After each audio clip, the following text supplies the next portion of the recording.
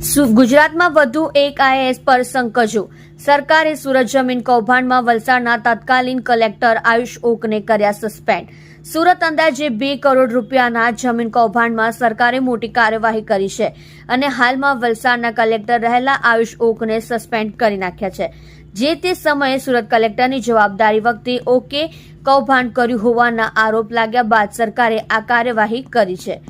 ઓકની જગ્યાએ AR Jha gas ને વલસાડ કલેક્ટરની જવાબદારી સોંપવામાં આવી છે. સુરતની કરોડો રૂપિયાની જમીનના કૌભાંડ મામલે કોંગ્રેસે અનેક રજૂઆતો કરી હતી અને સરકાર પાસે જવાબ માંગ્યો હતો. આ મામલો મીડિયામાં ખૂબ જ ચર્ચાનો વિષય બન્યો હતો અને ભૂપેન્દ્ર પટેલની કામગીરી સામે સવાલ ઉભા થઈ રહ્યા હતા. ત્યારે હવે ગાંધીનગરના તત્કાલીન કલેક્ટર SK લાંગા બાદ વધુ એક IAS અધિકારી સામે સરકારે કડક કાર્યવાહી કરી છે. નોંધનીય છે કે ગુજરાતમાં આવા તો અનેક અધિકારીઓ છે જેઓ જમીનોના મોટા મોટા કૌભાંડો કરીને બેઠા છે. દર્શનભાઈ, કેટલા કરોડની જગ્યા હતી, આખો મામલો શું હતો, ક્યાં રજૂઆત કરી?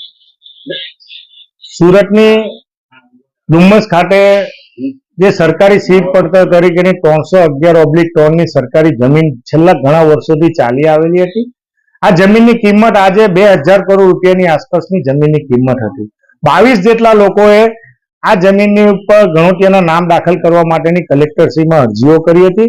આ અનુસંધાનમાં 2015ના કલેક્ટરશ્રીએ તત્કાલીન કલેક્ટરે સુઓ મોટો દાખલ કરીને સરકારી હિત જાળવવા માટે સરકારના ફેવરમાં આ જમીન સીટ પડતર તરીકેની છે એમ કરીને વાદીનો પ્રતિવાદીના દાવાને નકારી કાઢ્યો હતો અને લગભગ છેલ્લા 10 વર્ષથી સરકારી સીટ પડતર તરીકે જ આ જમીન ચાલતી હતી.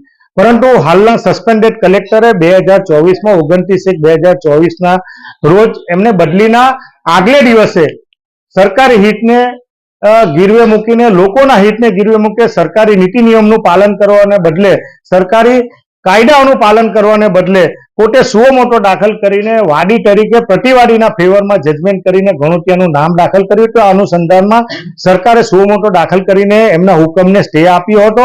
આ અનુસંધાનમાં 20/5/2024ના રોજ હમો અને તુષારભાઈ ચૌધરી દ્વારા એક ફરિયાદ કરવામાં આવી હતી માનનીય મુખ્યમંત્રી શ્રી, પ્રધાનમંત્રી, તકેદારી આયોગ અને GRD વિભાગને કે તાત્કાલિક અસરથી આ કલેક્ટર શ્રીએ જે સરકારી જમીનને જાળવણી કરવાની હોય તેને બદલે જમીનના માફિયાઓ સાથે મળીને જે પ્રકારનું રાજકીય આગેવાનની દોરવણી હેઠળ જે પ્રકારનું કૃત્ય કર્યું છે, એટલે કલેક્ટરે નીતિ નિયમનો ભંગ કર્યો છે. એને તાત્કાલિક અસરથી સસ્પેન્ડ કરવામાં આવે, ખાતાકીય તપાસ કરવામાં આવે અને સીટની રચના કરીને જે જવાબદાર લોકો હોય એ જવાબદાર લોકોને જે રીતે સરકારી જમીનને નુકસાન કરવાનું કામ કર્યું છે એ ઉઘાડા પાડવા જોઈએ અને આ સુરત શહેરના લોકોના હિતમાં સામાજિક, શૈક્ષણિક અને જાહેર હિત માટે આ સરકાર જમીન શ્રી સરકાર તરીકેની રહે એ માટેની વિનંતી કરતો મેં પત્ર લખ્યો હતો.